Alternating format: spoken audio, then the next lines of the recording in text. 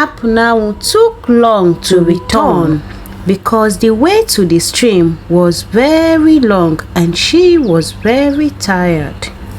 She got home by 9 o'clock in the evening.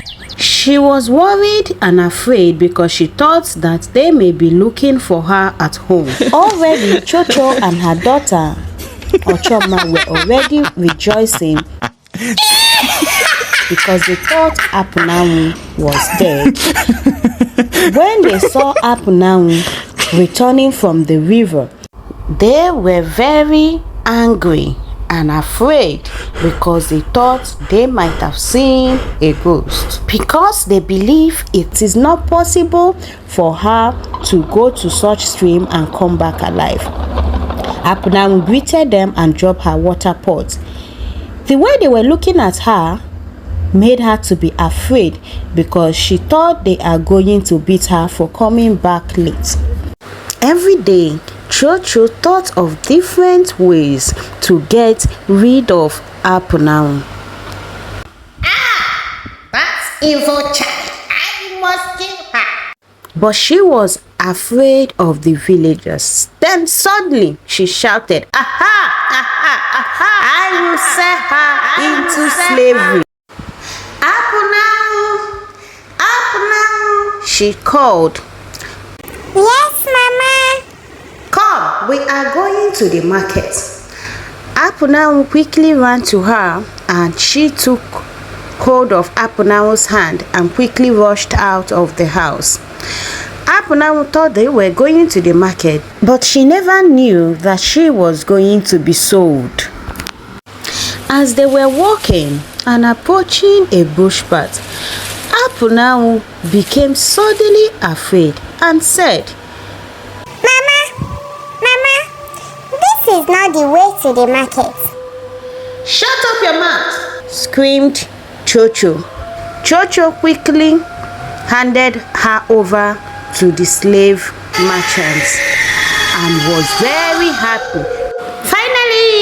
Finally, she beamed with happiness. She was very happy because she thought that when she gets rid of APUNANWU, her daughter Ochoma will be respected by everybody.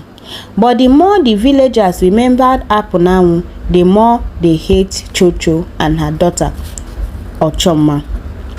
Fortunately, a good man bought APUNANWU and took her to his wife because they have no child. They took very good care of APUNANWU. But one day, when her new parents were returning from the farm, it was raining. Before they got to the house, they were very cold and they fell ill and died. And nobody could say what really happened to them, but all eyes was on APUNANWU because she was very beautiful and they thought she was a mermaid. Nobody liked her again in that village. She could hardly get food to eat in a day. "You are a witch. You are an evil child," cried the villagers. What she now does is to fetch water or clear bush for people so that they will pay her or give her food to eat. One day on her way to the stream, the road that led to the stream was very lonely. She was afraid and decided to walk fast in order to fetch the water quickly and return home. When she got to the river, she bent down to fetch the water.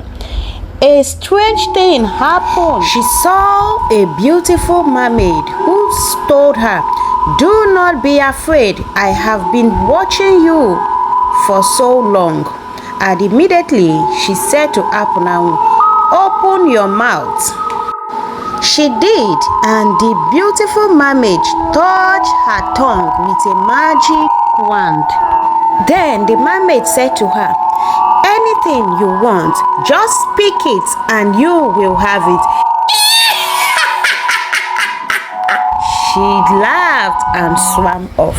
Out of fear, APUNANWU dropped her water pot and did not fetch the water again. Instead, she ran back to the village and decided to try out what the mermaid had told her.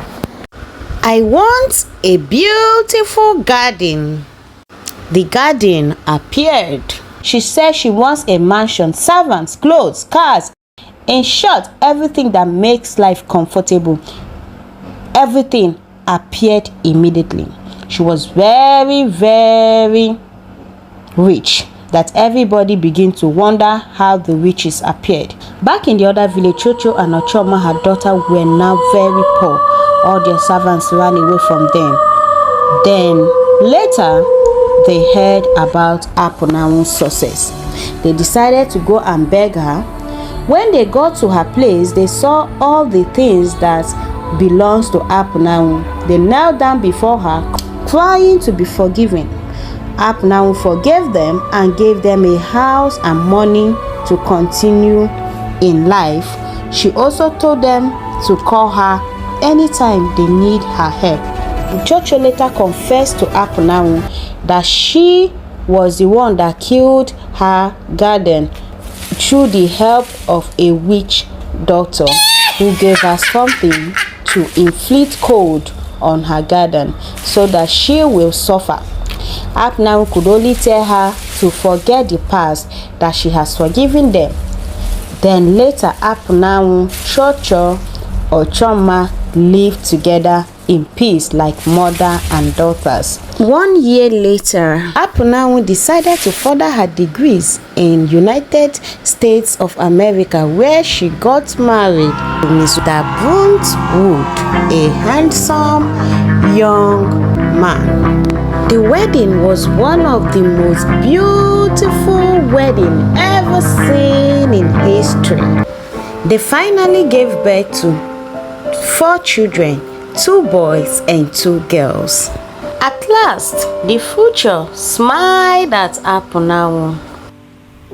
She and her husband lived together happily ever after.